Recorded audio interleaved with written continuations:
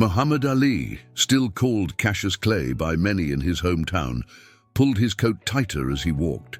It was 1975, 3 years since his crushing defeat of George Foreman in Zaire.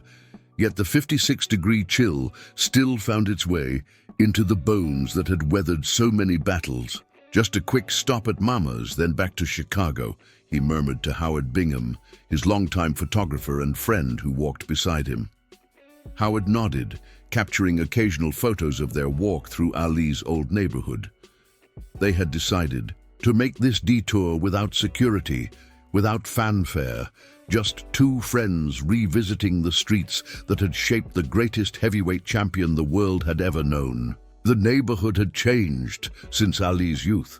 More abandoned storefronts, more weariness etched into the faces they passed. "Man, I remember when old Mr. Patterson's grocery stood there," Ali pointed at a boarded-up building.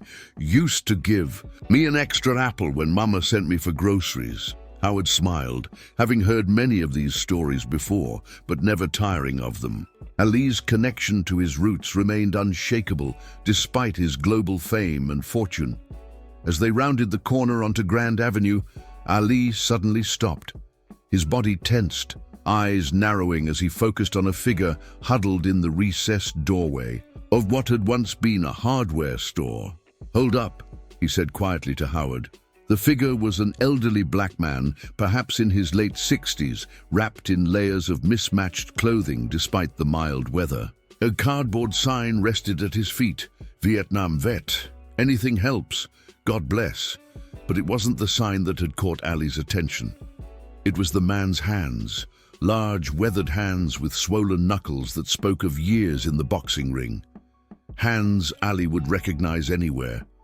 Coach Durham. Ali's voice was barely above a whisper.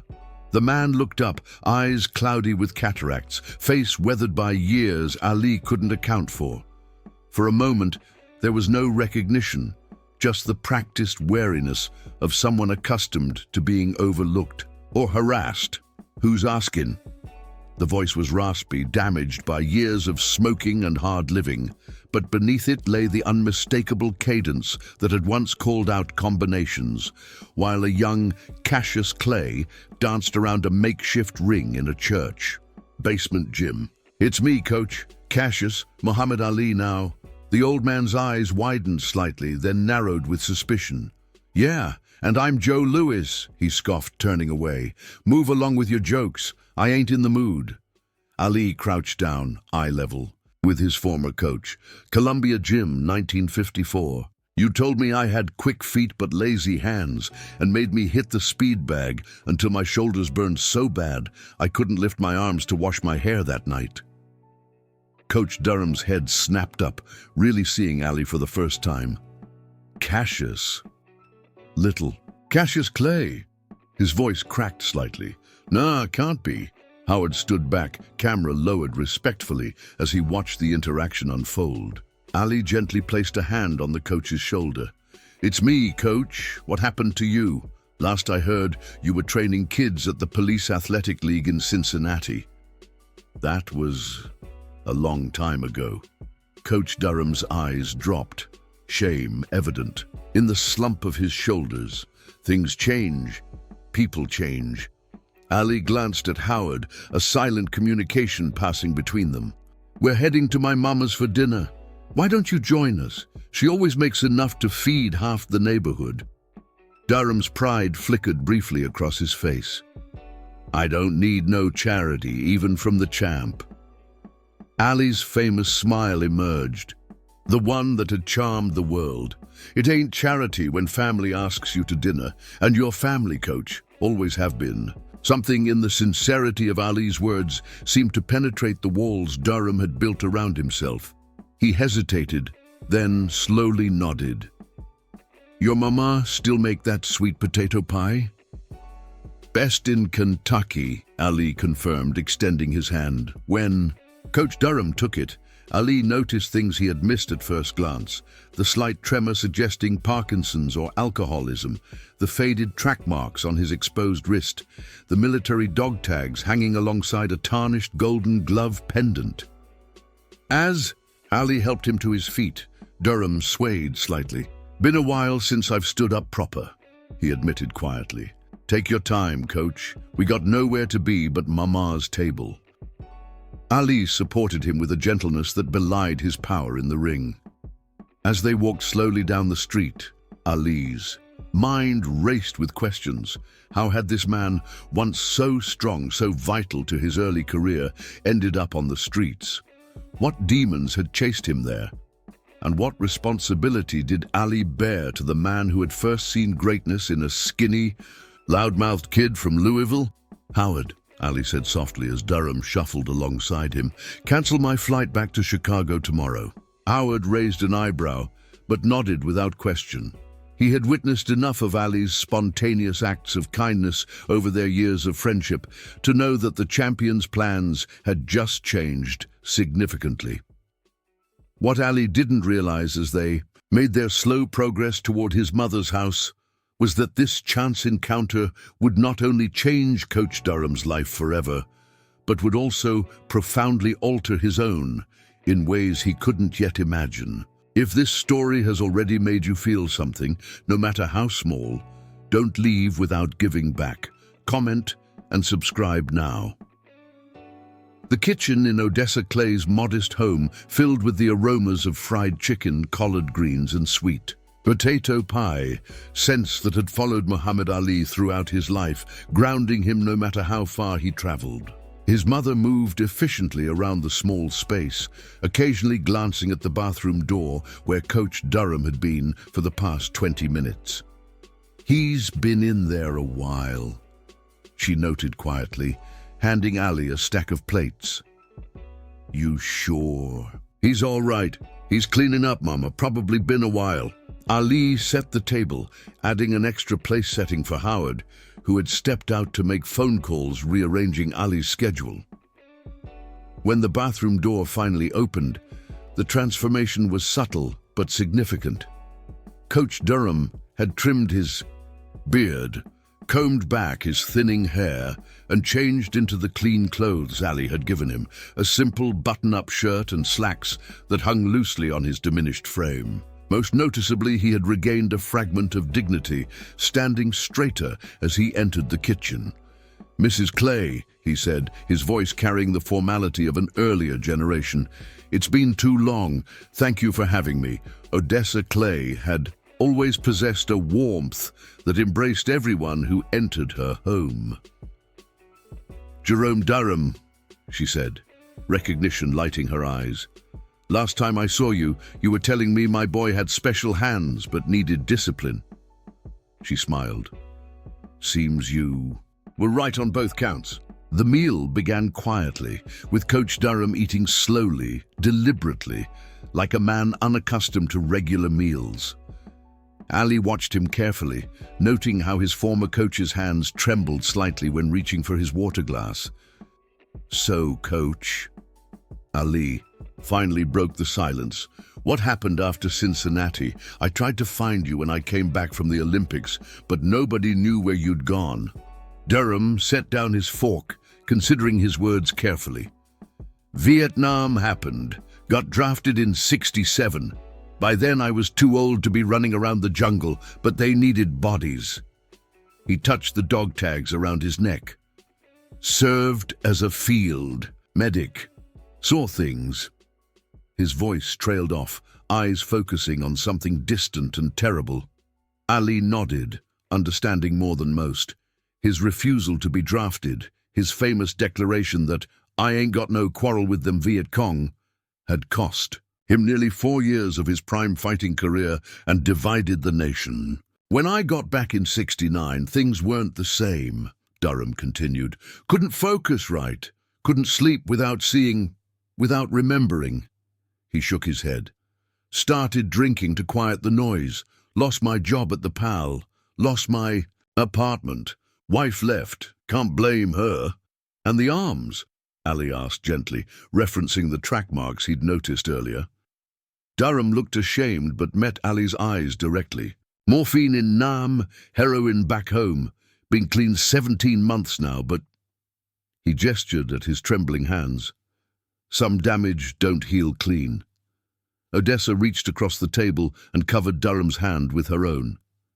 "The Lord isn't finished with you yet, Jerome. Not by a long shot." After dinner, the men moved to the small living room, while Odessa insisted on handling the dishes alone. Howard had returned and sat quietly in the corner, observing but not intruding on the conversation. "I followed your career, you know," Durham said, easing into an armchair that nearly swallowed his thin frame. "Even from where I was. That rope-a-dope against Foreman? Genius." Ali smiled. "Learned that watching you spar with Big Jenkins back in the day. You always said, 'Let a stronger man punch himself out.'" A ghost of pride flickered across Durham's face. "You always were listening, even when I thought you were just running your mouth." "Coach," Ali leaned forward, hands clasped between his knees. "I've got an idea. I'm opening a training camp in Deer Lake, Pennsylvania. Nothing fancy yet. Just bought the land, starting to build cabins. Going to prepare there for my next fights. I need someone who knows my original style, who can remind me of the fundamentals when I get too flashy." Durham's expression turned. "You're guarded. What are you saying, Cassius Muhammad?" "I'm saying I need a coach, someone who can work with the younger sparring partners, someone who knows boxing from the ground up." "You got Angelo Dundee," Durham pointed out. "Best trainer in the business. Angelo handles the big picture. I need someone for the details." Ali held Durham's gaze. "I need you, coach." Durham looked down at his trembling hands. "Look at me. I'm a wreck. Haven't trained anyone in years." "You trained the greatest," Ali said, his familiar bravado softened by genuine respect.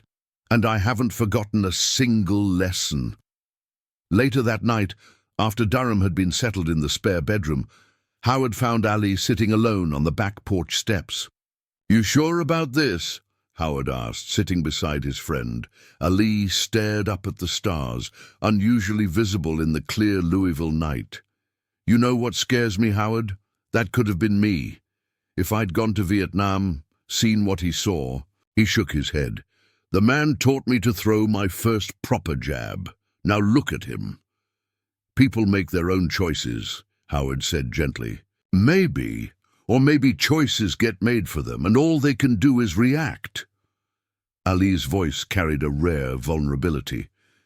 "Either way, I can do something now. Not just money. Durham would never take it. But purpose. A way back that I can offer. And if it doesn't work out," Ali shrugged, "then at least I tried, better than walking by and pretending I didn't see him." What Ali didn't say, what he barely admitted to himself, was how deeply it had shaken him to see his former mentor reduced to homelessness. In the back of his mind lurked the unsettling knowledge that fame and fortune could be as fleeting as youth and strength. The reminder of human fragility had struck him more powerfully than any opponent's gloved fist. The next morning, when Ali called Angelo Dundee to explain his plans, the veteran trainer was surprisingly supportive. "Jerome Durham?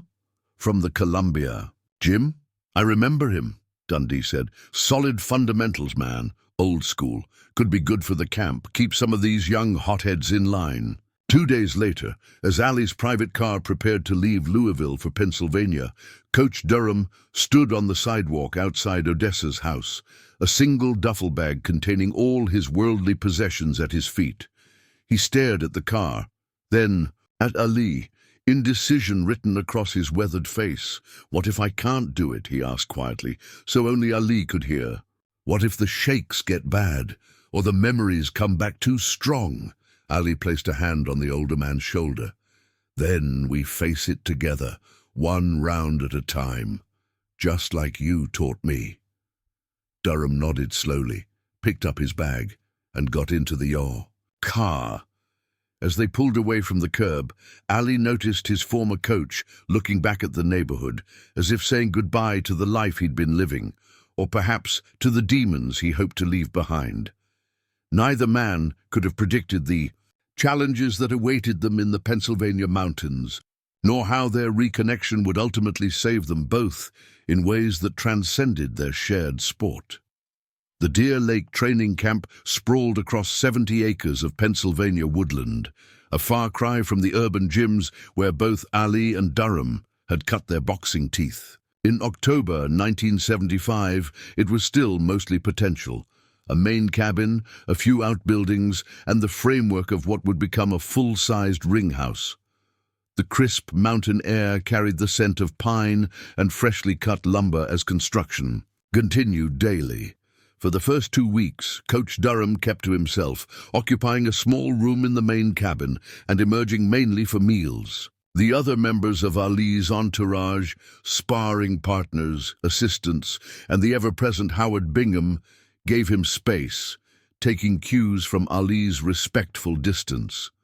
"He's adjusting," Ali explained to Bundini Brown, his assistant trainer, and motivational cornerstone when the latter expressed concerns. "Man's been living on the streets, needs time to remember who he really is." On a cold morning in the 3rd week, as Ali jogged along the property's dirt roads, he spotted Durham sitting on a boulder overlooking the small lake. Ali slowed his pace, then stopped, catching his breath while observing the older man. Durham was doing something Ali hadn't seen since finding him. He was shadowboxing, his movements slow and stiff, but unmistakably purposeful. Ali approached quietly, not wanting to interrupt what felt like a private communion between the coach and his former self. "Your left hook still drops too low," Ali said softly when Durham finished a combination. Durham turned, a flicker of embarrassment crossing his face, before being replaced by a hint of his old authority. "And you still telegraph your right cross before you throw it," Ali grinned. "Some things never change. Some things shouldn't," Durham replied, standing up with a slight grimace. "Been watching you work with the young bucks. You're letting them get away with sloppy footwork." "Maybe I need someone to call me on it," Ali suggested. Durham hesitated, then nodded. "Maybe you do." That afternoon, for the first time, Coach Durham appeared at the temporary outdoor ring where Ali was sparring with a young heavyweight from Philadelphia. Durham said nothing, simply observed from a corner post, his eyes tracking every movement with the practiced assessment of a lifetime in the sport. When the round ended, Ali walked to the corner where Durham stood. "Well?" he asked, taking a water bottle from an assistant. "You're dropping your right hand after you jab," Durham said without preamble, "and you're flat-footed when you move to your left. Getting older doesn't mean getting slower. It means being smarter about your energy."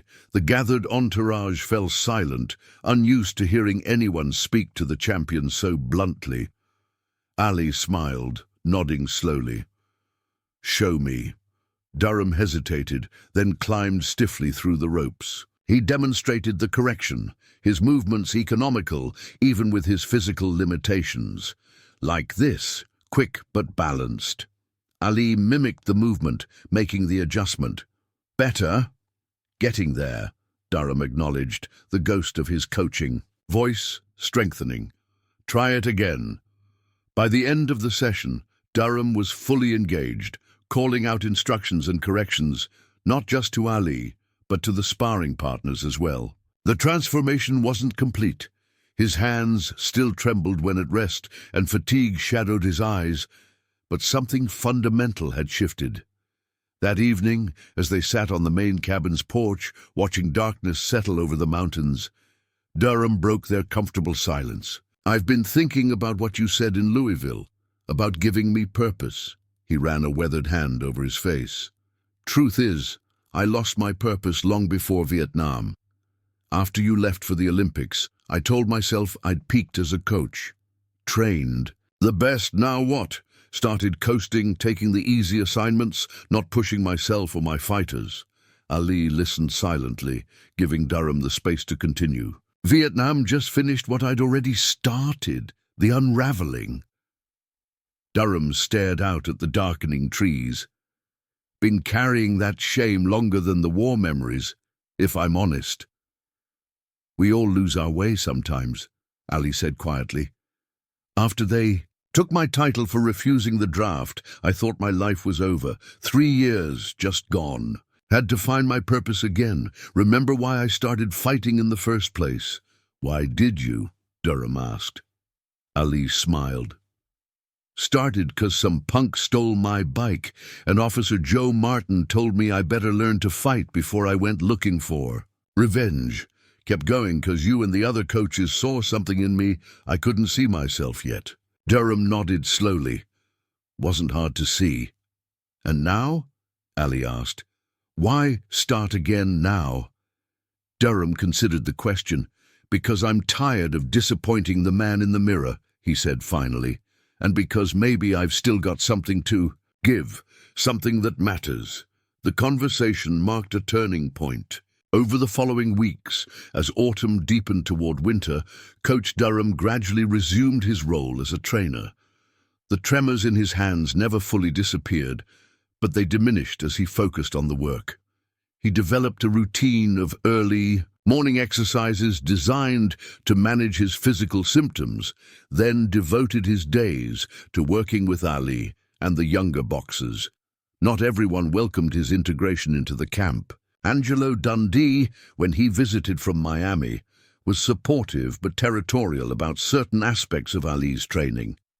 Bundini Brown, protective of his unique bond with the champion, initially viewed Durham with suspicion. The man's still fragile. Bundini warned Ali after witnessing Durham have a moment of disorientation during a hectic training session. What happens if he breaks down before your next fight? Then we pick him up, Ali said simply, same as he'd do for any of us. The true test came in December, when Ali began serious preparation for his upcoming title defense against Jean-Pierre Koopman. The pressure increased, along with the number of people cycling through the camp. Reporters appeared regularly, and Durham's presence inevitably raised questions. Who's the old-timer? A Sports Illustrated writer asked, nodding toward Durham as he meticulously wrapped Ali's hands before a sparring session. That's Coach Jerome Durham, Ali replied, his voice carrying enough for Durham to hear. Taught me my first combinations when I was just a skinny kid. Now he's teaching me how to be a smarter champion. The reporter scribbled in his notebook. Where's he been all these years? Ali's eyes met Durham's across the room, a silent question passing between them. Durham gave a slight nod. Fighting his own battles, Ali said, and winning the hardest rounds of his life. The story that emerged in Sports Illustrated the following week was not just about Ali's upcoming fight, but about redemption, second chances, and the unexpected reunion between the world champion and his first coach. The reporter had done his research, tracking down old boxers from Louisville who remembered Durham, creating a narrative of loss and recovery that resonated far beyond the boxing world. For Durham, seeing his story in print, presented with dignity rather than pity, was a milestone in his recovery. But it also brought new pressures, as other media outlets sought interviews and old acquaintances suddenly reappeared, including his ex-wife and a son he hadn't seen in nearly a decade. I don't know if I'm ready for all this, he confessed to Ali one evening after a particularly invasive interview request. Being Coach Durham again is one thing. Facing everything Jerome Durham left behind is another. Ali, who understood the double-edged sword of public attention better than most, placed a hand on the older man's shoulder. Nobody can fight all their battles in one day, Coach. Some take a lifetime, but you don't have to face them alone anymore. As January 1976 dawned cold and clear over Deer Lake, the training camp hummed with focused energy. Ali was in excellent condition, his movements sharp, his strategy for Koopman well established. And at his side, increasingly confident in his renewed role, stood Coach Durham, no longer a ghost from the past, but an essential part of the present. What neither man could anticipate was how their reconnection would soon be tested by circumstances, beyond the controlled environment of the training camp, forcing both to confront truths they had long avoided. The Jean-Pierre Koopman fight in February 1976 proved to be little challenge for Ali, who dispatched the Belgian challenger. In 5 rounds, what made the fight memorable for insiders wasn't the action in the ring, but the composition of Ali's corner. For the first time, Coach Durham stood alongside Angelo Dundee and Bundini Brown, handling the water bottle and offering quiet technical reminders between rounds. His presence was noted by the HBO commentators, who recounted the now familiar story of Ali finding his former coach homeless on the streets of Louisville. A remarkable redemption story playing out before our eyes, Howard Cosell intoned in his distinctive cadence, the man who first shaped young Cassius Clay, now helping Muhammad Ali defend his heavyweight crown. The media attention that followed was intense, with offers for interviews, book deals, and even a made-for-TV movie about Durham's life. Most he declined, uncomfortable with celebrity and wary of anything that might threaten his still fragile sobriety and mental health. "Never wanted to be famous," he told Ali after turning down an appearance on Good Morning America. "Just want to be useful." Ali understood, creating a buffer between Durham and the persistent press. But one request couldn't be deflected: an invitation from the Veterans Administration to speak to a group of Vietnam veterans struggling with what would later be recognized as PTSD and substance abuse issues. "I can't do that," Durham said immediately when Ali brought him the letter. "I'm no success story, still fighting my own demons every day." "That's exactly why they need to hear from you," Ali countered. "Not from someone who's got it all figured out, but from someone who's walking the same hard road." Durham paced the cabin's main room, agitation visible in every movement. "What would I even say to them?" "The truth," Ali said simply.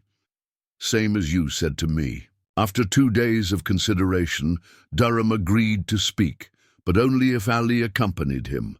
"Not to talk," he clarified, "just to be there.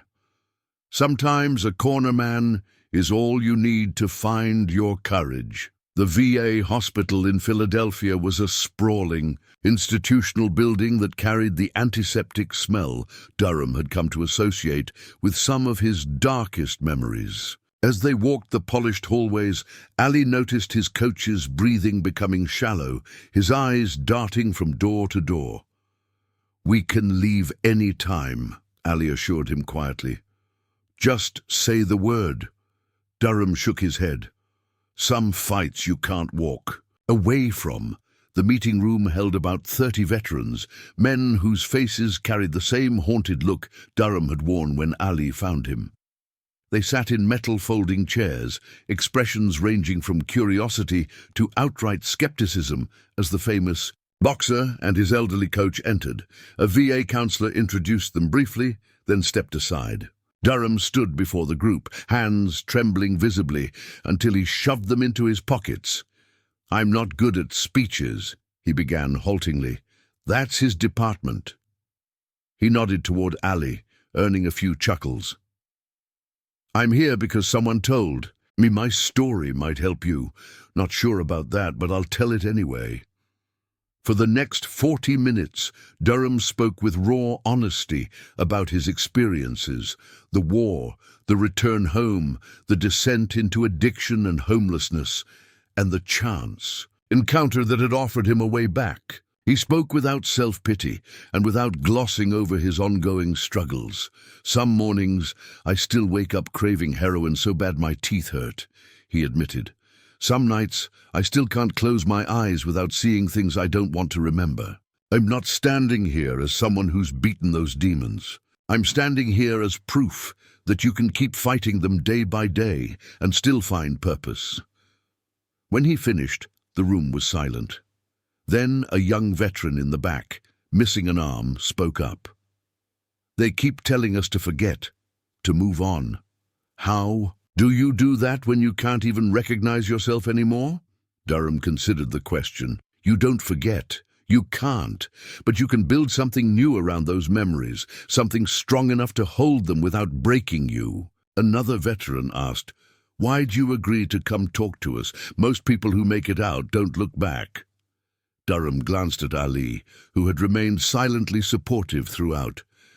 "Because when I was at my lowest, someone saw me, really saw me, when it would have been easier to look away. Sometimes that's all it takes to start climbing back." After the formal session ended, many of the veterans approached Durham individually, sharing experiences or simply shaking his hand with the unspoken. Understanding that comes from shared trauma, Ali watched from a distance, allowing his coach this moment that had nothing to do with boxing and everything to do with healing. On the drive back to Deer Lake, Durham was quiet, emotionally drained but visibly lighter. "Thank you," he finally said as they neared the camp. "For making me do that," Ali smiled. "Didn't make you do anything, just opened the door. You walked through it yourself, like you did for me in Louisville." Durham gazed out at the passing landscape. "I've been thinking about what's next." "Next?" Ali questioned. "Been almost 6 months at Deer Lake.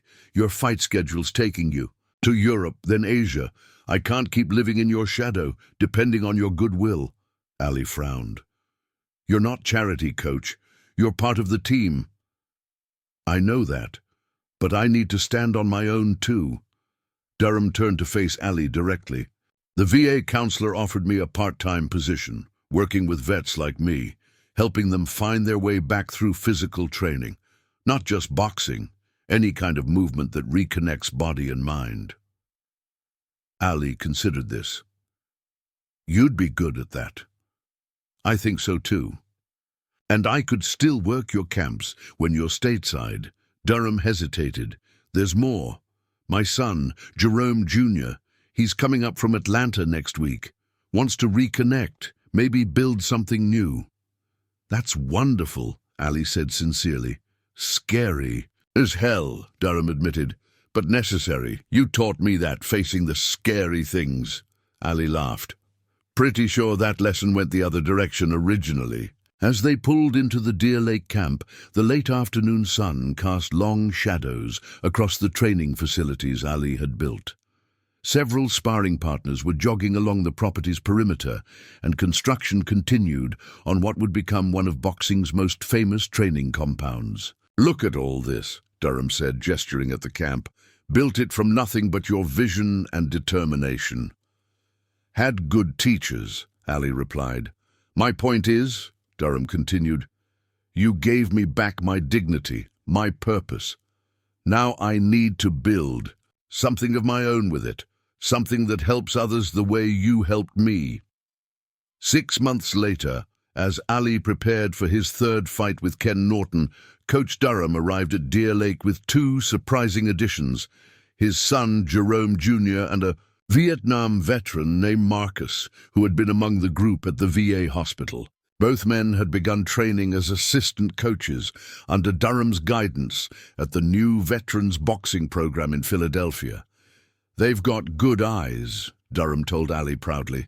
"Junior sees body mechanics like nobody else, and Marcus has a gift for connecting with the most troubled cases." The program had started small, just a few veterans in a donated corner of a community gym. But word had spread, and now over 20 regular participants found healing through the discipline and focus of boxing training. Durham's approach, combining physical technique with an understanding of trauma's effects on the mind and body, was drawing attention from VA facilities in other cities. On the last night before Ali's departure for the Norton fight, the champion sat with his first coach on the porch of the main cabin, each man nursing a cup of tea as a summer thunderstorm rolled across the mountains. "Remember what I asked you in Louisville?" Ali said. "About why you would start again at your age?" Durham nodded, said I was tired of disappointing the man in the mirror. "And now?" A smile spread across Durham's weathered face. "Now we're on better terms, him and me. Not perfect, but getting there." He looked at Ali directly. "What about you?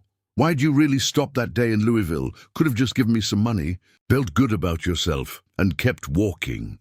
Ali considered the question with unusual seriousness. All my life people have been taking from me, my time, my energy, pieces of my body in the ring. Some took my title, almost took my freedom. Reporters take my words, fans take my attention, promoters take my sweat and turn it into dollars. He leaned forward, eyes reflecting the distant lightning. But the people who matter most gave me knowledge, confidence, opportunity. You were one of the first to give without taking, Coach. When I saw you on that street, I knew it was my turn to give back, not just money, but a chance. Same as you gave me. Durham nodded slowly, understanding the deeper symmetry of their reconnection. Full circle. Something like that. Ali stood as the first heavy raindrops began to fall. Bandini would call it cosmic consciousness. I just call it right. In the years that followed, as Ali's boxing career approached its inevitable conclusion, and Durham's veterans program expanded to 3 cities, their paths remained intertwined. When Parkinson's disease began to manifest in Ali, it was Durham who recognized the early symptoms, having seen similar tremors in his own mirror. And when Ali finally retired from boxing, it was Durham who helped him navigate the transition from athlete to advocate, drawing on his own journey from warrior to healer. Their story, which began with a chance encounter on a Louisville street, eventually touched thousands of lives through Durham's veterans program and Ali's humanitarian work. 2 men from different generations, united by sport but connected by something deeper. The understanding that true champions are defined not by the battles they win in the ring, but by the hands they extend to others when the fighting is done. If you've made it this far and felt every word, won't you leave without subscribing? I tell these stories with my heart in my hands to reach people like you who feel, who get emotional, who live. If this truly touched you, give back, comment, subscribe, come be part of this family with me until the next video.